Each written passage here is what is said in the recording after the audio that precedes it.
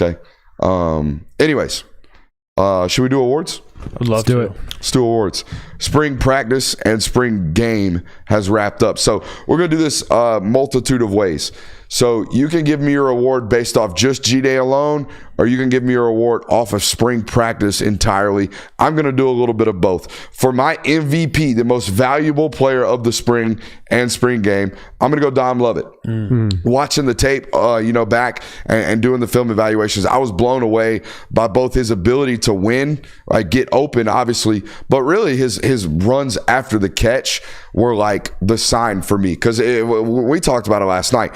The difference between Dom Lovett at Missouri and the difference between Dom Lovett at Georgia was not rep share. He had one fewer reception and 240 fewer yards. The difference for me when I watched him at Missouri and watched him at Georgia last year was the run after the catch. What were you doing with the ball in your hands afterwards?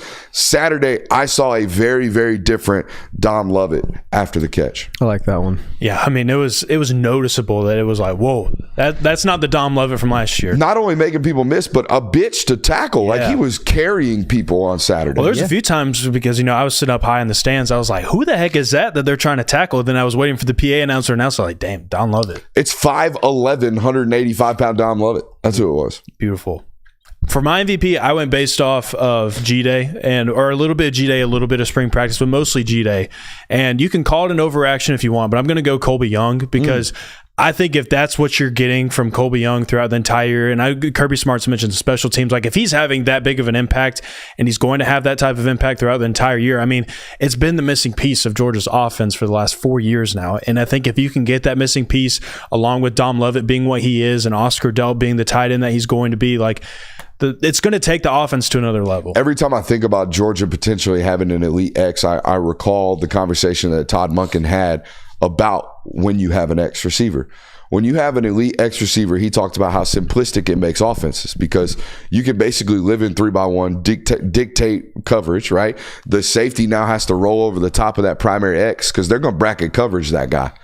Well, now we got all these other options on 3/4 of the field that you guys aren't worried about. Also, it makes offense really simplistic on third and mediums, third and shorts, because now we know we got a guy that we can back shoulder, or now we know we got a guy that's going to win on a slant, or now we know in the red zone we got a winner. It makes offense way, way easier when you have an elite X. So I'm with you on the opportunity for that to be the most valuable answer coming out of the spring. What do you got for us, Kirk? So I went mine based on spring and the spring game alone. I think what Dalen Everett did for your roster as a whole this year is more valuable than any other player because his ability to take reps at the star position and allow other corners to kind of get some run, I think saved you from seeing potentially a portal entry at that position. I mean, I know earlier in the offseason they were worried about losing some guys at that position, and I think Dalen Everett not only showing you that he can play star and playing it well on Saturday and he played corner on Saturday mostly, but playing corner well on Saturday and the fact that he can play star if he needs to from what we've heard in spring practice,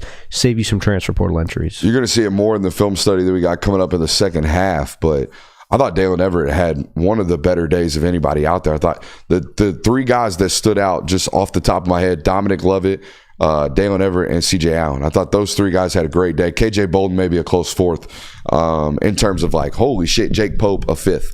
Where it's like, my God, those guys had great days today.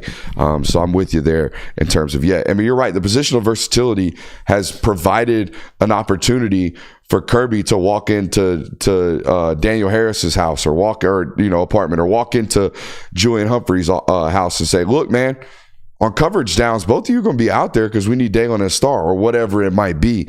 Definitely opens up some opportunities for more playing time. Let's go offensive player of the spring.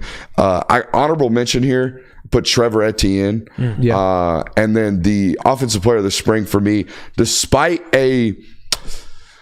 it's hard to say lackluster. It just didn't look like what we'd heard it was going to look like based off spring intel. But Rod Robinson, okay, he didn't have a great spring game. I think he had about 2.6 yards per carry or something along those lines. But we saw the inability to tackle that human, okay, and that's what we had heard about all spring and just the spring as a whole. He had a really good set of practices based off everything we heard. I actually had Roderick Robinson too, but I'll flip it on you and I'll go Micah Morris because of what I mean. The one clip, that one clip sticks in my mind specifically, but I mean, there was a moment in time with Micah Morris where it's like there still feels like there's just something missing. Like we're not getting Micah Morris that we know that is there and how special he can be. It feels like we got that Saturday. Like we got a true glimpse of how special Micah Morris can be, and also some versatility that I didn't really know was there. So based on what I saw from G-Day, I loved what I saw from Micah Morris, and that was an offensive player of the game for me. Yeah, for a lot of the same reasons you went him as MVP, I went Colby Young as the offensive player of the spring. I think his addition to the wide receiver room is huge, and I think that he showed you on Saturday that he is kind of what we anticipate him to be. He's a very, very good 50-50 ball guy. He got a lot of routes over the middle, so I think that adding Colby Young to that X position is going to make a big difference on that offense this year. Mm-hmm. All good answers right there. All right, defensive player of the spring. Honorable mention, I went Jake Pope. And then for the actual winner of the award, I think it's nice and easy. I went CJ Allen.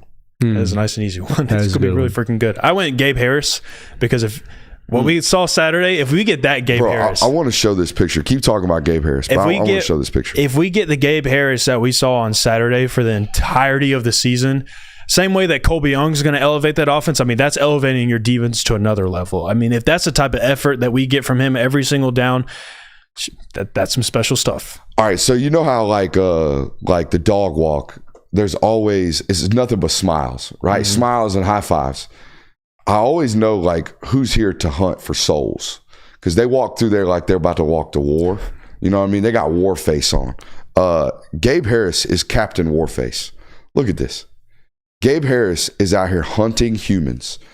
He is ready to kill. Okay. That is Gabe Harris. By the way, you know who looks just like this? Chaz Chambliss. Mm-hmm. Okay, so if I told you that Chaz Chambliss just overnight was suddenly 6'5", 240, and was just like overnight a 4.68 runner, and just like overnight was a top 200 eval coming out of high school, and like stamped as one, you'd be all freaking over Chaz Chambliss. That's what Gabe Harris is. Gabe Harris hunts. Okay, there was a play in the film study last night where we were just like, Gabe Harris is trying harder than you. The next snap, it was, Gabe Harris is just playing too hard for you. And then the next snap, it was like, oh no shit, Gabe Harris is 6'5". Gabe Harris is 240. So Gabe Harris hunts and is ready to kill, and Gabe Harris is gifted and touched by God. Gabe Harris is going to be a great football player, period, point blank. Mm-hmm. Where are we at? For mine, I went Michael Williams. I feel like that's kind of the cheap answer, but it's so obvious. Like the way he changed the game on Saturday, even just what he's been able to do at the jack position, switching that to that role, I think is going to be huge for Georgia this year defensively. Love it. All right, most improved. I have two answers here. I'll go ahead and go because we've talked about him a lot. Dom Lovett. Dom Lovett we saw in the spring game, what we've heard about in the practices compared to what we saw last year. Night and day player. Not that Dom Lovett was bad last year. Totally different physicality coming from him. Exactly. So Dom Lovett's my most improved player. I love that. Do you have one? I went with Gunner. Okay. I think Gunner's most improved this year. Just because obviously he had the most opportunity this spring than he has any other point in his career at Georgia, because now he got 2 reps and then he also got sprinkled in some 1 reps. I mean, they let the dude sling it on Saturday. They let him play some of the red offense, and then he took basically every single rep on the black offense as well. So he had a lot of opportunity to get better, and I think he capitalized off of that. And I think people walked away from spring this year thinking like, okay, Gunner Stockton feels like a number 2. So this stock up for me, or this most improved, is a collective unit or a collective signing group, and it's really from the entire offseason since December, and that's the freshman offensive line group. Mm-hmm. They probably lost a total of 200 pounds as a group. You know, over the 5 of them, I think the 6th, Marcus Harrison, will be here this summer. But of the group of them, they probably lost about 150, 200 pounds. It's almost scared me off of any underweight offensive lineman in high school. If you're coming to Georgia underweight, you'll never gain it. I'm just telling you that right now. They run you too hard. Okay, I think that's across all positions. They have a really, really tough time putting weight on a guy, right? I've never heard them have a problem getting guys underweight except for nose tackles.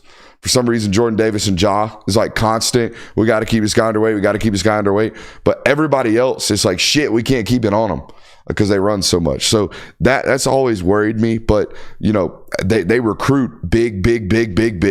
Let's get you in. Let's get you smaller. So that hearing from the young guys that they're losing it that quickly is good news. But the other guy that I put on this list is just from G-Day, and it's just what I saw, and it's Kristen Miller. Yeah. I thought Kristen Miller had a really, I'm not going to say productive day, but a really twitchy and explosive and athletic day. I saw stuff on tape that I was waiting to see, right? I wanted to see you twitch, uncoil, shock, right? Strike. And that's exactly what he did on Saturday. So I was really pleased with 52's both effort and just general juice out on the football field Saturday.